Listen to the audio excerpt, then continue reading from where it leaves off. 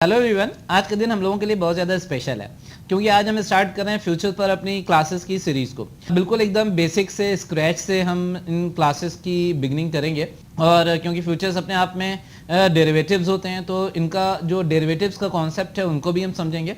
तो हम स्टार्ट करेंगे स्पॉट मार्केट से कि स्पॉट मार्केट में किस तरह से ट्रेड होता है और उसके बाद कैश मार्केट में किस तरह से ट्रेड होता है और फॉरवर्ड मार्केट्स में किस तरह से ट्रेड होता है और उसके बाद फिर हम फ्यूचर्स पर आएंगे जिससे कि आपको एकदम फ्यूचर्स कॉन्ट्रैक्ट का जो ओरिजिन है उसकी आपको कॉन्सेप्चुअल क्लियरिटी हो।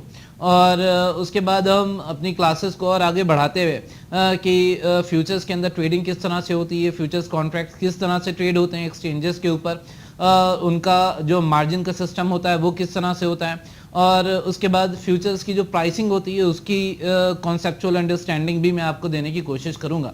और फिर उसके बाद फ्यूचर के पे ऑफ्स किस तरह से होते हैं जब आप फ्यूचर्स के अंदर मार्केट में भले एज ए फ्यूचर्स बायर या एज ए फ्यूचर्स सेलर काम करते हैं तो किस तरह से आपके लिए एक पे ऑफ का सिनेरियो हो सकता है, उसको भी हम समझने की कोशिश करेंगे। और उसके बाद फिर हम और आगे बढ़ेंगे और हम देखेंगे कि फ्यूचर्स मार्केट के अंदर किस तरह आप हेजिंग कर सकते हैं या आप एज ए स्पेकुलेटर काम कर सकते हैं या फ्यूचर्स मार्केट के अंदर किस तरह से एज एन आर्बिट्राजर भी काम कर सकते हैं। तो समझने को और जानने को आपको बहुत कुछ मिलेगा। Just stay with me during this series of classes। तो चलिए हम स्टार्ट करते हैं अपनी क्लासेस को स्पॉट मार्केट के साथ। चलिए हम जल्दी से समझते हैं स्पॉट कॉन्ट्रैक्ट को। हम देखते हैं कि किस तरह से दो पार्टीज स्पॉट कॉन्ट्रैक्ट करती हैं और स्पॉट कॉन्ट्रैक्ट के माध्यम से ट्रेड भी करती हैं। ठीक है, तो ये एक मोशन ग्राफिक्स की एक क्लिप है जो मैं आपको प्रेजेंट कर रहा हूँ, आप इसे ध्यान से देखिए।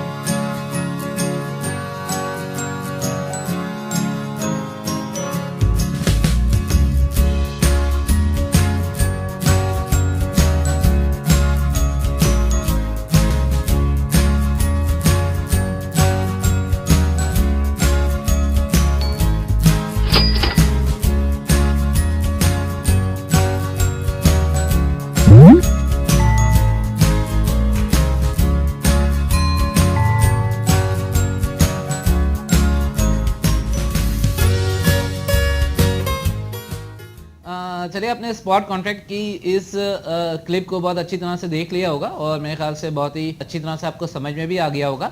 अब स्पॉट कॉन्ट्रैक्ट को हम समराइज करते हैं। ये दो पॉइंट्स जो आपके स्क्रीन के सामने आ रहे हैं, तो सबसे पहला पॉइंट है, आप देख सकते हैं इसको कि स्पॉट कॉन्ट्रैक्ट ऐसे कॉन्ट्रैक्ट होते हैं जिसके अंदर सेम डे सेटलमेंट होता है। इसका मतलब ये हुआ कि ट्रेड के अंदर जो दो पार्टीज इन्वॉल्व हो रही हैं, एक तरफ बायर है और एक तरफ सेलर है, तो सेम डे सेटलमेंट का मतलब ये हुआ कि जिस दिन ट्रेड हो रहा है उसी दिन ही सेलर माल को डिलीवर करेगा और जो बायर है वो पेमेंट करेगा। तो आप इस पॉइंट को बहुत अच्छी तरह से आप ध्यान में रखिएगा। इसी से जुड़ा हुआ दूसरा पॉइंट है, बल्कि इसी बात को एक दूसरी तरह से एक्सप्रेस किया जा रहा है कि delivery versus payment on the same day of trade. इसका मतलब क्या हुआ कि स्पॉट कॉन्ट्रैक्ट इस तरह के ट्रेड्स होते हैं जिसके अंदर डिलीवरी वर्सेस पेमेंट होता है। हो सकता है कि आपको अभी ये पॉइंट थोड़ा सा कंफ्यूजिंग लग रहा हो, लेकिन आगे जब आप फॉरवर्ड कॉन्ट्रैक्ट्स देखेंगे और फ्यूचर कॉन्ट्रैक्ट्स देखेंगे तो आपको ऐसे सेटलमेंट भी देखने का मौका मिलेगा जिसमें सेलर माल को डिलीवर नहीं करता है। तब जाकर के आपको ये जो फर्क है वो आपको समझ में आएगा कि ओहो, स्पॉट कॉन्ट्रैक्ट के अंदर तो जो सेलर था वो माल को डिलीवर कर रहा था और अब ये फ्यूचर कॉन्ट्रैक्ट्स इस तरह के कॉन्ट्रैक्ट्स हैं जिसमें कोई ज़रूरी नहीं है कि सेलर माल को डिलीवर। तो ये जो दूसरा पॉइंट है ये बेसिकली हॉलमार्क है स्पॉट कॉन्ट्रैक्ट्स का कि इसके अंदर जब ट्रेड्स होते हैं तो सेलर माल को डिलीवर करता है, माल की डिलीवरी देता है। तो दूसरा पॉइंट भी आपको बहुत अच्छी तरह से ध्यान में रखना है और इसी पॉइंट के माध्यम से आपको स्पॉट कॉन्ट्रैक्ट को आइडेंटिफाई भी करना है और फिर इसी से कंपेयर करके आपको फ्यूचर और फॉरवर्ड के कंपैरिजन में जो फर्क है उसको पहचानने की कोशिश करनी। तो यहाँ पर दो पॉइंट्स हैं जो स्पॉट कॉन्ट्रैक्ट को एक्सप्लेन कर रहे हैं। पहला है कि सेम डे सेटलमेंट होता है और जिस दिन ट्रेड होता है उस दिन डिलीवरी वर्सेस पेमेंट की जो प्रोसेस है वो एग्जीक्यूट की जाती है, यानी कि सेलर माल को डिलीवर करता है और बायर पेमेंट करता है। तो इसी के साथ ही हमने स्पॉट कॉन्ट्रैक्ट को कंप्लीट किया और अब हम आगे थोड़ा सा मूव ऑन करेंगे और हम देखेंगे कि जो कैश मार्केट्स हैं उसके अंदर किस तरह से काम होता है। चलिए मैं आपके सामने प्रेजेंट कर रहा हूँ कैश कॉन्ट्रैक्ट की इस छोटी सी क्लिप को। आप इसको अच्छी तरह से देखने की कोशिश करिए और समझने की कोशिश करिए और आइडेंटिफाई करिए कि अभी जो आपने स्पॉट कॉन्ट्रैक्ट को समझा था उसके कंपैरिजन में ये कैश कॉन्ट्रैक्ट किस तरह से थोड़े से डिफरेंट होते हैं। ठीक है, तो ध्यान से देखिएगा आप इस क्लिप को।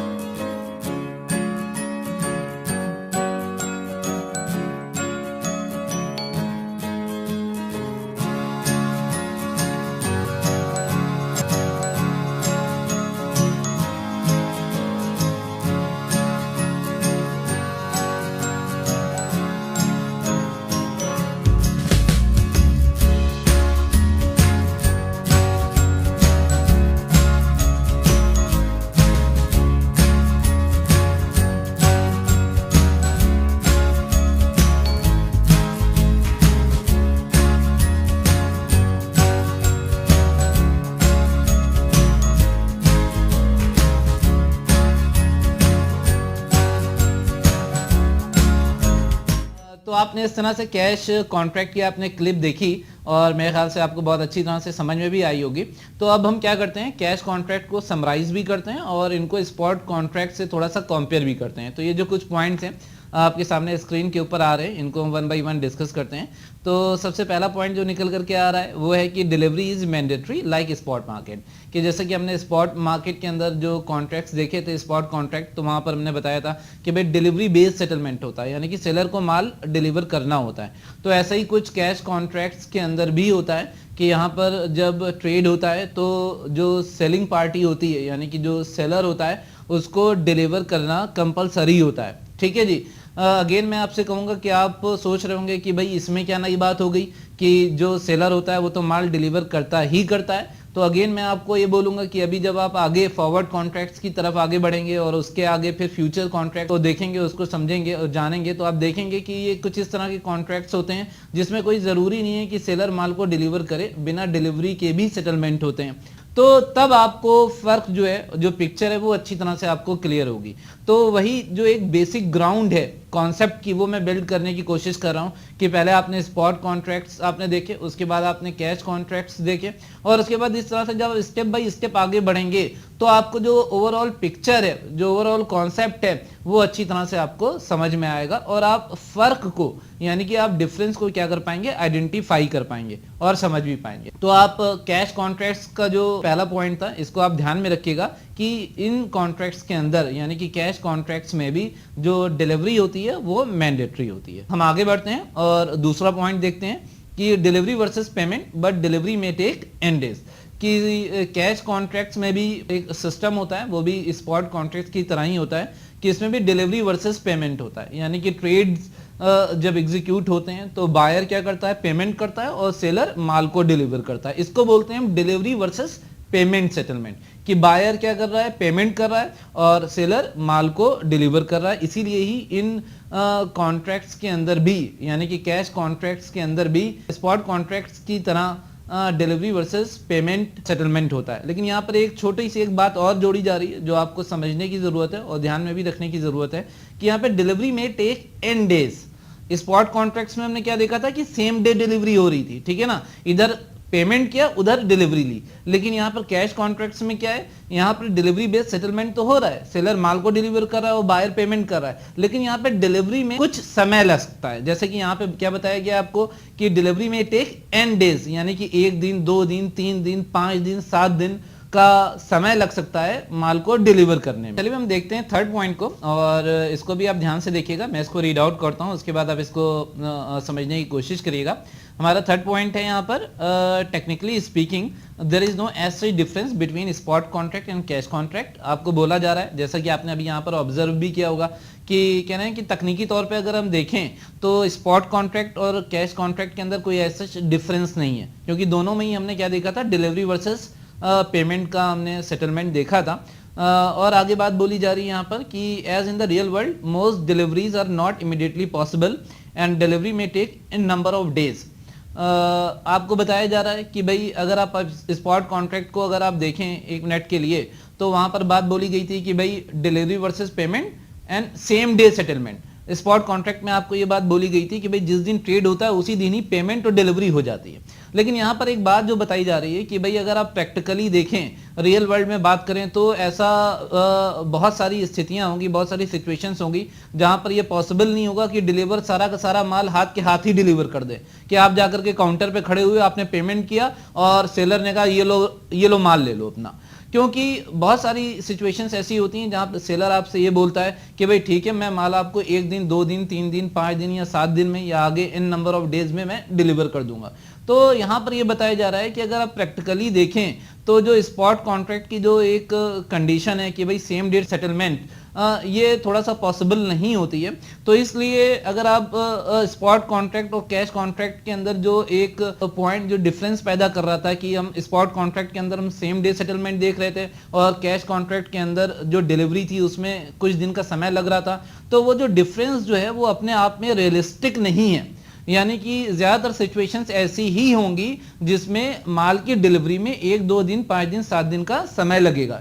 तो इस प्रैक्टिकलिटी को देखते हुए हम ये कह सकते हैं कि स्पॉट कॉन्ट्रैक्ट और कैश कॉन्ट्रैक्ट के अंदर कोई ऐसा ही डिफरेंस नहीं है, दोनों ही प्रैक्टिकली दोनों ही सेम है। और आप ये देखेंगे भी जब आप ट्रेड करेंगे तो स्पॉट कॉन्ट्रैक्ट वर्ड और कैश कॉन्ट्रैक्ट, ये दोनों वर्ड्स को यानी इन दोनों शब्दों को इंटरचेंजेबली यानी कि इस्तेमाल किया जाता है, यानी कि एक दूसरे के लिए इस्तेमाल किया जाता है, एक दूसरे की जगह पर इस्तेमाल किया जाता है। यानी कि कुल मिलाकर के बात जो निकल करके आ रही है वो ये कि स्पॉट कॉन्ट्रैक्ट और कैश कॉन्ट्रैक्ट जो है वो टेक्निकली सेम ही है। इन दोनों के अंदर ही डिलीवरी वर्सेस पेमेंट का सेटलमेंट होता है। और ये बात अलग है कि डिलीवरी में 1 2 दिन या कुछ दिन का समय लग सकता है। बीच में एक छोटा सा फ्रेज और ऐड किया गया है कि डिलीवरी में n नंबर ऑफ डेज का समय तो लग सकता है लेकिन लेस देन अ मंथ, क्योंकि ये नॉर्म होता है। जब हम कैश कॉन्ट्रैक्ट या स्पॉट कॉन्ट्रैक्ट की बात करते हैं कि भाई हाँ ठीक है, एक प्रैक्टिकलिटी ये हो सकती है कि भाई यहाँ पर डिलीवरी में कुछ समय लग जाए, लेकिन ये समय जो होता है नॉर्मली साधारणतया 1 महीने से कम का होता है। अदरवाइज ये कॉन्ट्रैक्ट्स जो होते हैं ये स्पॉट या कैश कॉन्ट्रैक्ट नहीं रहते हैं, ये किसी और कैटेगरी के अंदर चले जाते हैं जिसको हम अभी आगे देखेंगे। तो यहाँ पर हमने स्पॉट कॉन्ट्रैक्ट को अच्छी तरह से देखा और उसके बाद हमने कैश कॉन्ट्रैक्ट को भी देखा और हमने ये रियलाइज किया, इस बात को ऑब्जर्व किया कि किस तरह से कैश कॉन्ट्रैक्ट और स्पॉट कॉन्ट्रैक्ट जो होते हैं वो सिमिलर होते हैं।